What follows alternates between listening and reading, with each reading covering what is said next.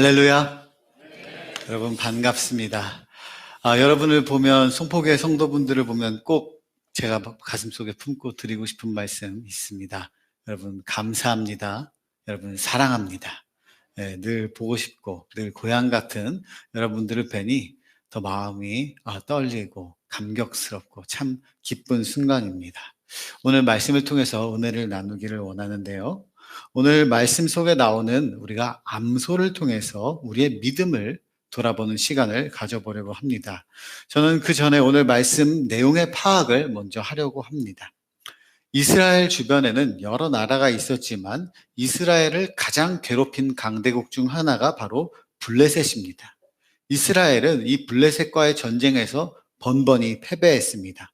그래서 한 번은 이스라엘 백성들이 이 법궤를 들고 전쟁터로 나갔습니다. 왜냐하면 이 하나님의 법궤를 부적처럼 들고 나가면 이 법궤만 가지고 나가면 전쟁에서 승리할 수 있다, 이런 믿음이 있었기 때문입니다. 그런데 아니었습니다. 이것은 내용 없는 형식에 불과했고 법궤를 부적처럼 이용한 것에 불과했습니다. 그래서 오히려 이스라엘 백성들은 전쟁을 패배할 뿐만이 아니라 이 귀중하고 중요한 법궤를 블레셋 군인들에게 빼앗겨버리고 말았습니다. 자기들이 잘못해서 법궤를 빼앗기긴 했지만 블레셋 사람들이 법궤를 자기들이 섬기는 다곤 신이라는 신당 앞에 두니까 하룻밤 자고 일어나서 보니까 이 다곤 신상이 엎어져 있는 거예요. 엎어져 있을 뿐만이 아니라 목뼈가 부러지고 허리가 잘라지고 팔다리가 부서져서 이 다곤 신상이 박살나 있었습니다. 그래서 이 블레셋 백성들이 깜짝 놀래가지고 이 법궤를 이 아스돗이라는 마을에 뒀었는데, 이 아스돗이란 마을에 전염병이 번져서 사람들이 여기저기 죽어나가기 시작한 겁니다. 다곤 신상이 부러지고 박살이 나고 이 아스돗 마을 사람들이 질병에 걸려서 죽어나가기 시작하니까 이 아스돗 사람들은 하나님의 법궤를 블레셋의 가드라는 마을에 옮겼습니다. 이 가드란 마을이 멀쩡했느냐? 그렇지 않았습니다. 이 가드라는 마을의 사람들도 질병에 걸려서 죽어나가기 시작합니다. 그래서 사람들이 다시 이 법궤를 에돔이라는 마을로 옮기게 됩니다. 에돔에 옮기니까 에돔은 멀쩡했느냐? 에돔도 마찬가지였습니다. 거기에 많은 재앙이 임해가지고 사람들이 죽어나가기 시작했습니다. 그래서 이 블레셋 방백들이 모여서 의논하기 시작합니다. 두려움에 떨면서 의논합니다.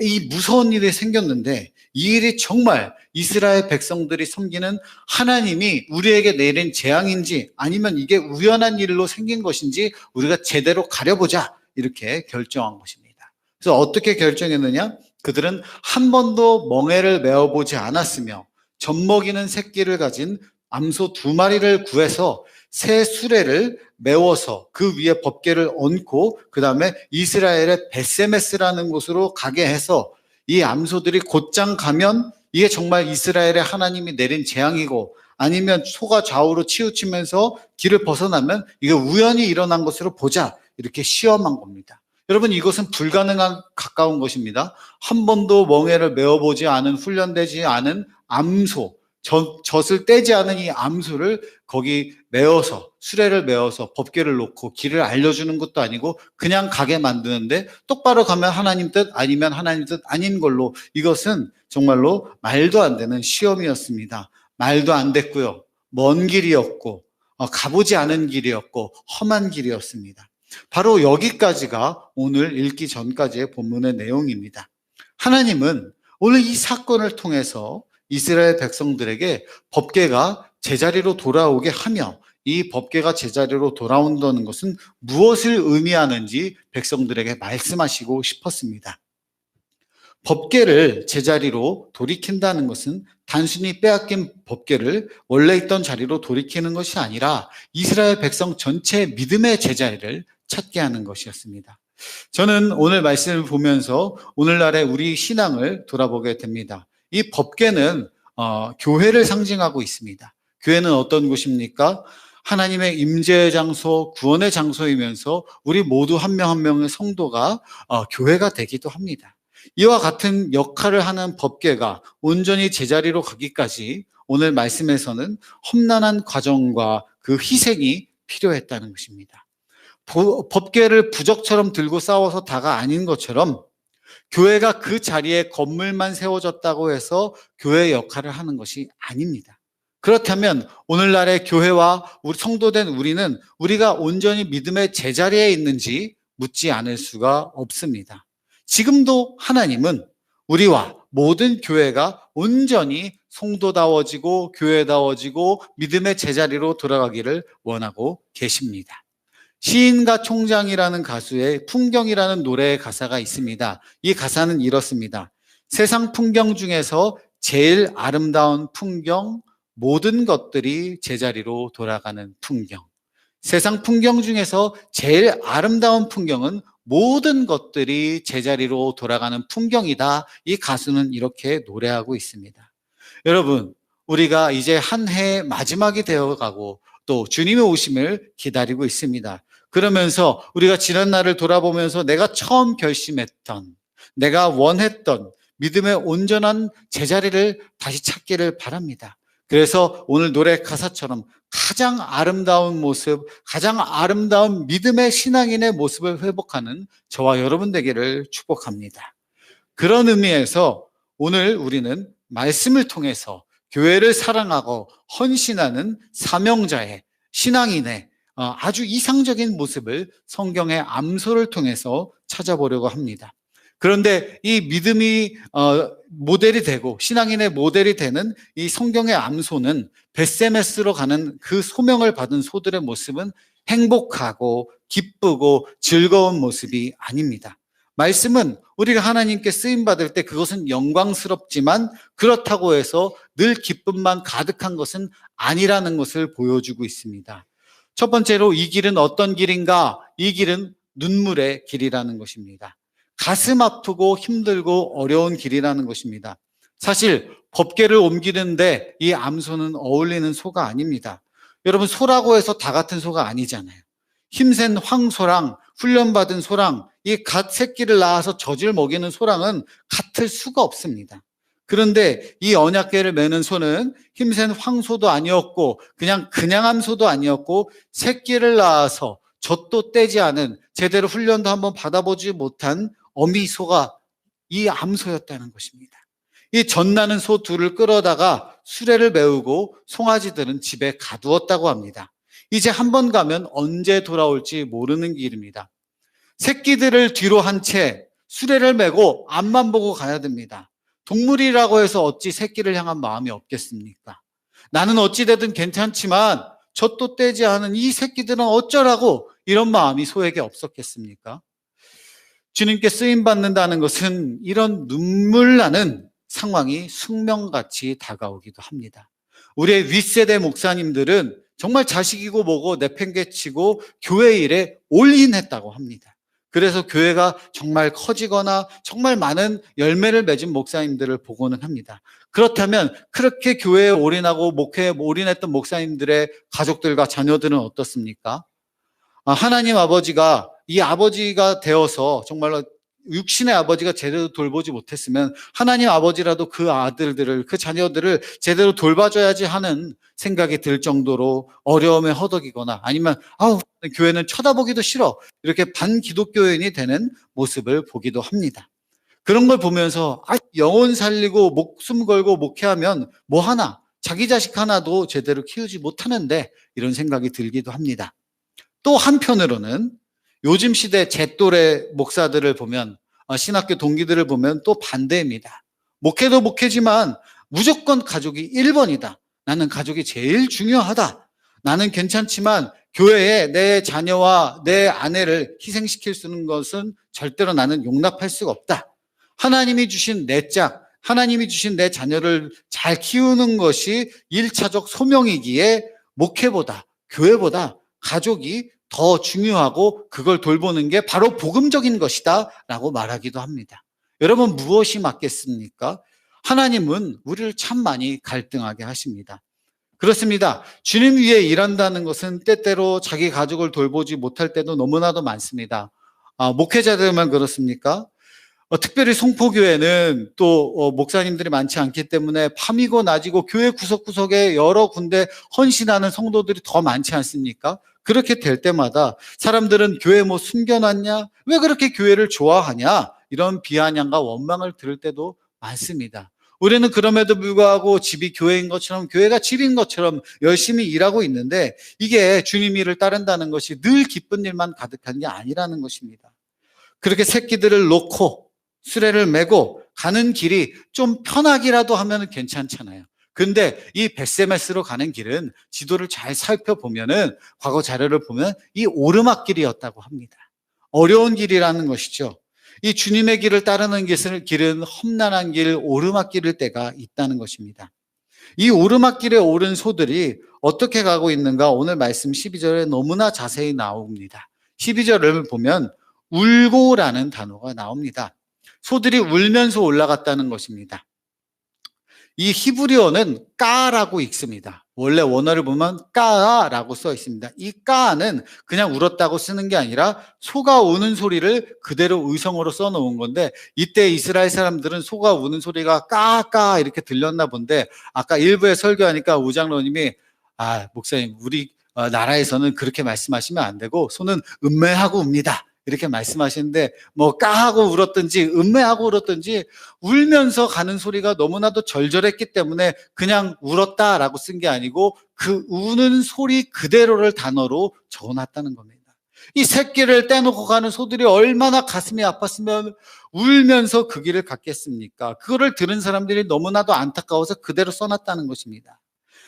이 새끼들을 뒤로 한 채 하나님의 임재의 상징 언약궤를 진 소들은 울면서 앞으로 나아갔습니다.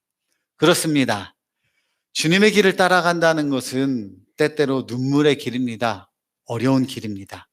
우리도 때때로 나도 주님 따르겠습니다, 나도 주님 믿겠습니다, 정직하게 살겠습니다, 헌신하겠습니다, 성도답게 살겠습니다, 주님만 따라가겠습니다, 주님만 사랑하겠습니다 라고 하지만 금방 눈물 흘릴 일이 생긴다는 것입니다. 좌절하게 됩니다. 사업이 어려워집니다. 자녀의 문제가 생기기도 하고, 건강에 이상이 생기기도 하고, 너무나도 바빠지기도 하고, 괜한 오해를 받기도 하고, 억울한 일에 빠지기도 하고, 유혹이 찾아오고 넘어지기도 합니다. 눈물을 흘리지 않을 수가 없게 된다는 것입니다. 이래도 주님 일을 내가 해야 하는가? 이래도 믿어야 하는가? 이래도 주님을 따라야 하는가? 하는 상황이 올 때가 많다는 것입니다. 우리는 그만두고 싶을 때가 너무나도 많습니다. 믿음을 지키기 힘들 때가 너무나도 많습니다. 그것뿐만이 아니라 쉽게 믿고 싶고 언약궤를 지고 가는 삶보다는 언약궤를 이용하고 싶을 때가 너무나도 많습니다. 말씀과 현실 속에서 끊임없이 오는 그 갈등들 속에서 우리는 고민할 때마다 오늘 말씀과 같은 하나님의 말씀은 우리를 찌르고 괴롭게 합니다. 꼭 마음이 어려울 때 듣는 설교가 나 들으라고 저런 소리 하나? 그렇게 찌르는 것과 같은 시험에 들게도 할 때가 있다는 것입니다. 어쩌면 주님을 믿고 따른다는 것은 고통입니다. 우리는 믿음 생활을 하는 한 이 고통에서 벗어날 수 없습니다. 여러분, 이 고통이 싫으시다면 우리는 믿음을 버려야 합니다. 이 아픔을 거부하고 싶으면 우리는 신앙을 포기해야 합니다. 그러나 그럼에도 불구하고 나의 하나님이여, 내가 주의 뜻 행하기를 즐기오니 주의 법이 나의 심중에 있나이다 라고 고백할 수 있다면 그로 인한 아픔과 고통도 함께 사모하시기를 바랍니다. 아브라함은 하나님의 말씀을 따라 아들을 바치는 시험까지 당했습니다. 우리도 우리의 자녀의 목숨을 하나님께 바치라는 게 아닙니다. 그만큼 괴로운 고민이 따른다는 것입니다. 예수님은 제자들에게 이렇게 말씀하셨습니다. 누구든지 나를 따라오려거든 자기를 부인하고 자기 십자가를 지고 따를 것이니라 라고 했습니다. 우리도 다 생업을 접고 복음만 전하고 그렇게 해야 한다는 말이 아닙니다. 그만큼 괴로운 것이라는 의미입니다. 믿음의 길은 눈물 없이는 갈 수 없는 길입니다. 그렇습니다. 오늘 말씀에서 오늘 소는 첫째로 울면서 걸었고, 둘째로는 어떻게 걸었습니까? 똑바로 정도를 걸었습니다. 목적지에 다다를 때까지 똑바로 갑니다. 이때 이 소들이 수레를 내동댕이 치고 아우 힘들어, 나 새끼 보러 가야겠어, 이렇게 그냥 갈 길을 갔습니까? 아닙니다. 눈물을 흘리고 소리내서 소리 질러 울었을지언정 이 소들은 그 길에서 벗어나지 않았습니다. 오늘 말씀에 나옵니다. 좌우로 치우치지 아니하였다라고 말입니다. 뒤돌아서지도 않았습니다. 조금 빗둘게 가지도 않았습니다. 저는 오늘 이 말씀이 때때로 많이 떠오릅니다. 저도 살면서 여러 가지 살면 살수록 길게 살지는 않았지만 자꾸만 할 일이 늘어나고 갈 길이 멀어 보이고 끝이 보이지 않을 때마다 이건 좀 내려놓고 이건 좀 피하고 쉽게 가고 싶은 생각, 그만하고 싶은 생각이 굴뚝 같을 때가 너무나도 많습니다. 소들이 수레가 너무 무거우니까 이것저것 실려 있는데 법게 옮기면 되니까 법게 빼고 다른 것은 살짝 흔들어 가지고 떨어뜨리고 가면 되지. 그렇게 되면 크게 문제될 거 없지 않을까 하는 잔머리까지 생각나는 게 제 사고 구조입니다. 그래서 제 아버지는 어릴 때 저에게 이런 말씀을 자주 하셨습니다. 잔머리 좀 굴리지 마라. 제가 잔머리가 많았어요. 얼마나 잔머리를 많이 굴렸는지 그런 말을 많이 들었는지 몰랐습니다. 잔머리 굴리기 좋아하고 저는 또 놀기도 좋아하고 그런 저에게 살면서 가장 많이 떠오르는 말씀은 오늘 이 좌우로 치우치지 않고 갔던 소입니다. 저는 오늘 이 말씀 제가 가장 좋아하는 말씀이라고 하지 않았습니다. 오히려 가장 부담스럽고 가장 떠올리기 싫어하는 말씀 중에 하나인데 이상하게 이 말씀은 제가 가만히 앉아 있을 때마다 저를 찌르는 말씀입니다. 세상에는 얼마나 많은 사람들이 요령을 좋아하고 똑바로 가는 길 정도를 쉽게 포기하는지 모릅니다. 그럴싸해 보이는 포장만 부푼 이력서, 학위, 관계 얼마나 많습니까? 사람들은 잘 모릅니다. 어차피 잘 모르니까 뭐 이렇게 하면 되지. 이렇게 이야기하죠. 여러분, 과자 회사들이 욕을 많이 먹을 때가 있습니다. 왜 욕을 많이 먹습니까? 포장은 거대한데 알맹이가 없을 때 욕을 많이 먹습니다. 몇 개 과자는 들어있지 않고 질소만 많이 넣어가지고 봉투만 이렇게 부풀어서 두꺼울 때 사람들은 이 과대 포장이다. 이렇게 욕을 하고 있습니다. 과자는 포장에 충실할 것이 아니고 과자에 충실해야 됩니다. 그러면 성도는 누구에게 충실해야 되겠습니까? 성도는 하나님께 충실해야지 다른 것에 충실할 게 없는데 우리는 너무나도 쉽게 다른 길로 가려고 할 때가 많습니다. 여러분, 남은 속일 수 있습니다. 그런데 사람들은 속아도 우리 주님은 속지 않습니다. 주님은 다 보고 계십니다. 주님만 보고 계십니까? 오늘 말씀을 보면요, 블레셋 사람들은 이 소의 발걸음을 주시했다고 나옵니다. 정말 하나님의 뜻인지 보려고 말입니다. 그냥 소가 똑바로 가나 이걸 그냥 확인하는 게 아니고 소가 똑바로 가는 게 하나님의 뜻이구나 이걸 보려고 잘 지켜보고 있었다는 것입니다. 세상 사람들도 마찬가지로 우리의 발걸음을 본다는 것입니다. 정말 그리스도의 발걸음을 따라가고 있는지 아니면 흉내만 내고 있는지 우리의 자녀들이, 우리의 형제들이, 우리의 부모님들이, 우리의 이웃들이, 우리의 친구들이 보고 있다는 것입니다. 교회 왔으나 믿는다고 하나 여전히 질투하고 반대하고 반목하고 미워하는 그런 모습들을 다 본다는 것입니다.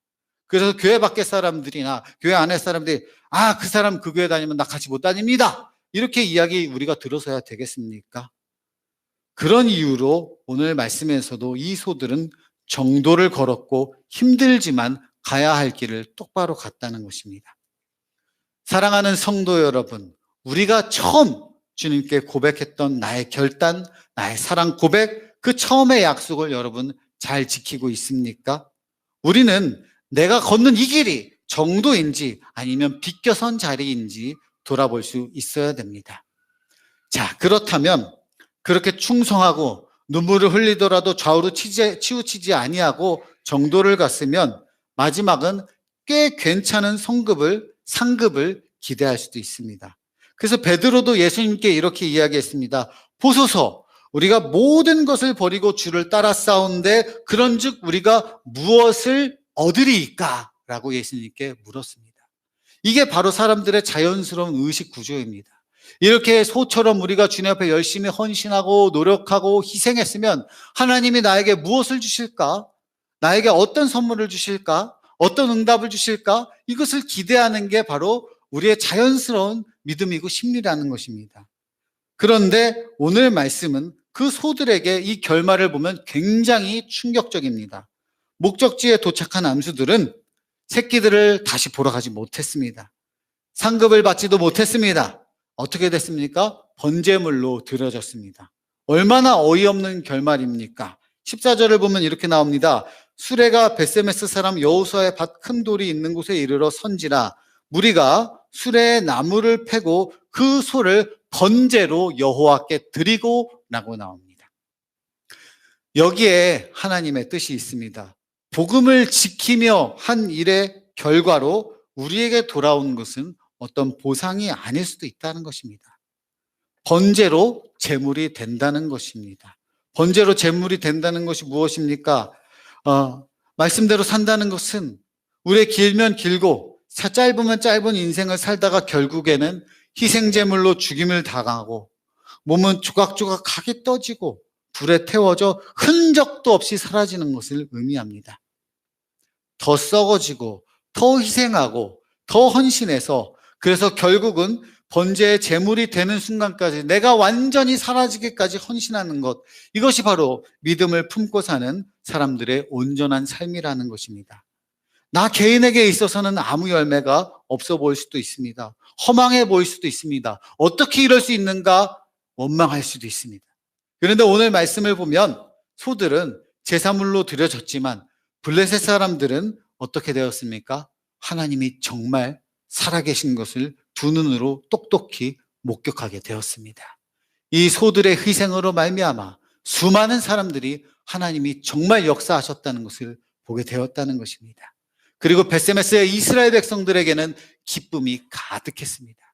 이 희생한 소로 말미암아 이 백성들 가운데 기쁨이 가득했고 무엇보다 하나님의 법궤가 이스라엘로 돌아오게 되는 역사적인 일이 생겨나게 되었다는 것입니다. 여러분, 그런 삶을 살 수 있겠습니까? 사랑하는 성도 여러분, 우리가 오늘 말씀을 보면서 저는 누가 누구에게 이런 삶을 살라고 하나 하는 고민이 저에게는 굉장히 부담이 되었습니다. 왜냐하면 저 또한 이 말씀의 소처럼 살지 못하는 소만도 못한 사람이기 때문입니다. 하나님은 말씀에서 이를 바라보는 블레셋 사람들과 이스라엘 백성들에게 말씀하고 있는 것입니다. 소만도 못해서 되겠느냐? 믿음이 어느 길로 가고 있느냐? 하나님은 묻고 있는 것입니다. 사실 우리가 믿음을 지킨다고 삶 속에서 믿음대로 산다고 해서 뭐 얼마나 대단한 일을 해내겠습니까? 하나님이 우리에게 원하시는 것은 단순한 삶의 원리입니다. 세상 아무도 나를 이끌어주는 이가 없어도 내가 진 십자가 가장 무겁게 느껴져도 하나님이 이끄시는 길을 그 길을 똑바로 가기 원한다는 것입니다. 예수님 믿기 때문에 내가 희생하기를 가는 것입니다. 예수님 믿기 때문에 내가 헌신하고 예수님 믿기 때문에 내가 용서하고 예수님 믿기 때문에 내가 손해보고 정직하고 사랑하고 품고 거룩하고 온전한 길을 가야 한다는 것입니다. 우리가 삶 속에서 그런 기본을 지키는 것, 그것은 바로 예배의 자리로 나오는 것이고 기도의 자리로 나오는 것이고 복음 전하는 길로 간다는 것입니다. 여러분, 용두사미 같은 그런 믿음으로 갈수록 쇠하는 믿음이 아니라 온전히 태워지는, 완전 소진해서 주님께 완전히 드려지는 삶이 되어야 합니다.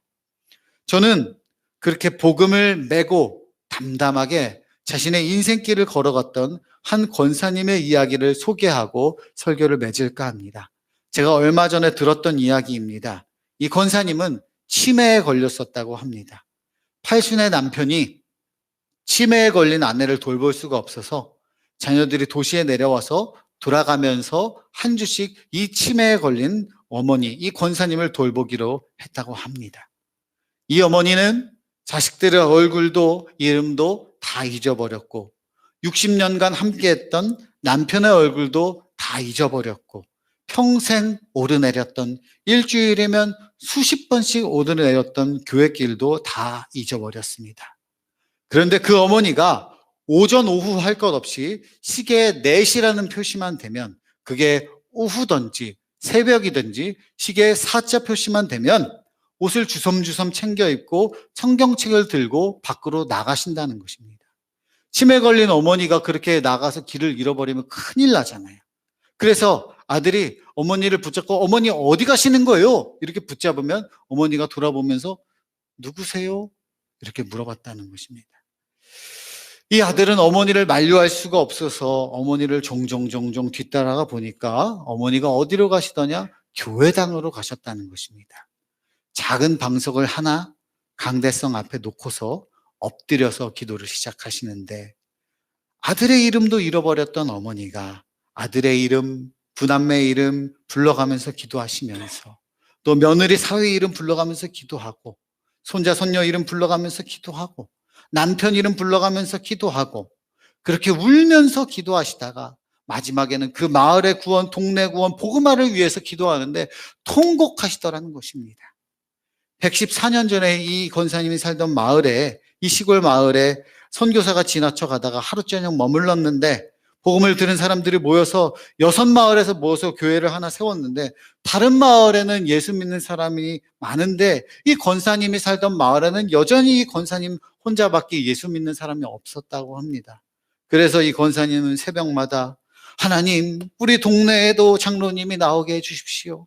하나님, 우리 동네에도 권사님이 나오게 해주십시오. 하나님, 우리 동네에도 집사님이 나오게 해주십시오. 그렇게 그 시골 교회에 눈물의 기도로 기도한 결과로 그 마을에 신학교 교수님도 나오고 목회자들도 나오고 교회 일꾼들이 나왔다고 합니다.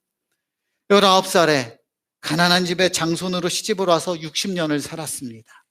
시부모 모시고 부남매 낳고 줄줄이 시동생들 돌보고 그 암담한 시절에 그 배고픈 시절에 새벽마다 엎드리지 않으면 도무지 그 어려운 시절을 헤쳐나갈 수 없었기 때문에 새벽 4시면 일어나 교회당으로 올라갔던 그 길, 아들의 얼굴은 잊어버려도 남편의 얼굴은 잊어버렸어도 이름은 잊어버렸어도 주님 앞으로 나아가는 그 시간, 그 길을 멈출 수 없었던, 잊어버릴 수 없었던 그 한 사람이 있었기 때문에 그 동네는 복음화가 되었고 헌신하는 일꾼이 나왔다고 하는 것입니다.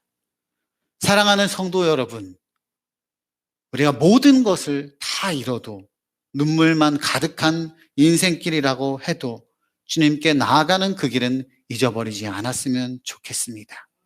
똑바로 가는 그 길이 힘들어도 그 길 똑바로 갔으면 좋겠습니다.